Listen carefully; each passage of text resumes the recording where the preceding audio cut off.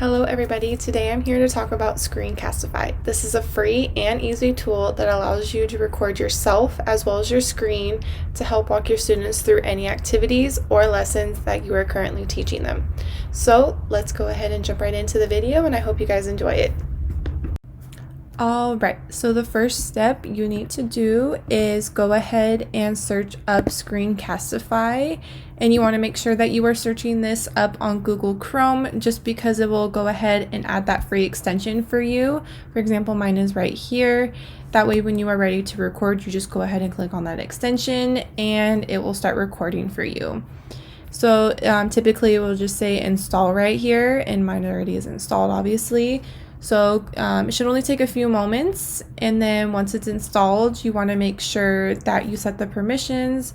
That way Screencastify has permission to have access to your microphone, your webcam, as well as recording your screen. Also, as another quick tip, you want to make sure that aside from using Google Chrome, that you have a Gmail account already, especially if you have an educational account. This will give you unlimited storage, and this makes it to where you don't fill up space in your personal accounts, as well as makes it easier to save your videos and upload them. So for example, I go ahead and sign into my account. I'm already signed in, but you would just go ahead and pick whatever Gmail account you prefer. Alright, so once you are signed into your Gmail account, you are set to start recording.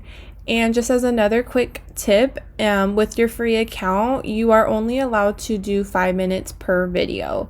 So with that said, you can either record multiple videos and then combine them if needed, or you can just make one short video for each assignment that's under 5 minutes. So with that said, once you are ready to record, you can go ahead and click on that extension. But first, if what I would do before you start recording, I would just go ahead and look at your options.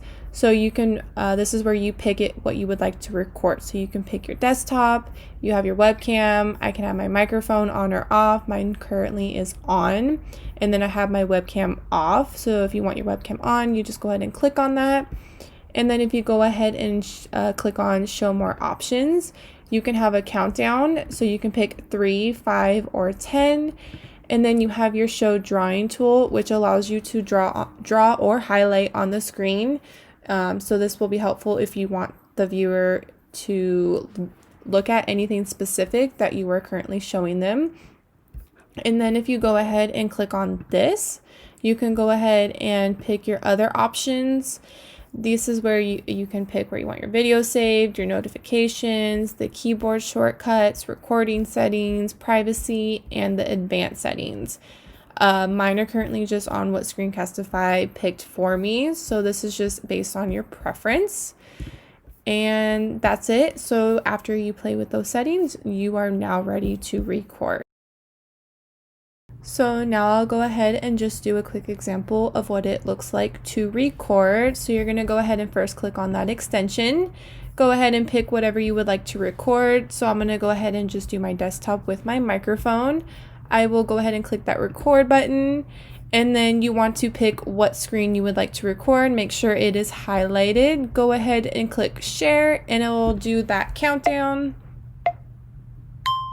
And now I'm recording my screen.